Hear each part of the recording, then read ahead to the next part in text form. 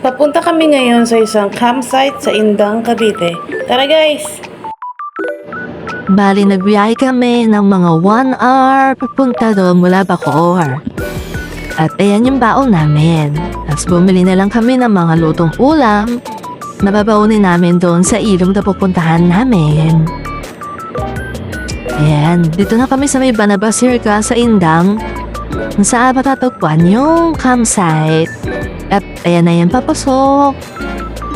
Ang pangalan nga pala ng campsite na to is California Breeze Campsite and Cottages.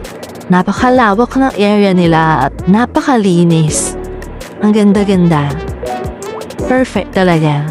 Ayan naman, itong area yung parking. At yung hagdan pababa sa ilog. At ayan na, ilog. Napakalinis ng tubig, hindi siya makalat.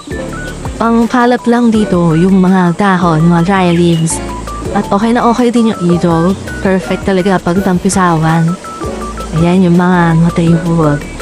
Para siyang dam, actually dam na yata talaga siya. Meron din siya mini swimming pool for kids. Perfect.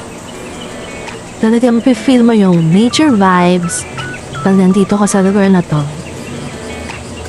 Feeling ko was okay pumunta rito kapag mga weekdays para feel na feel niya yung area at hindi siya crowded.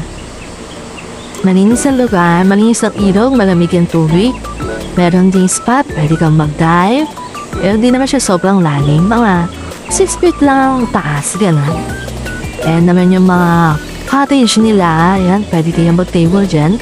Siguro pag weekends, ayan, pwede kayong grill station din, ayan.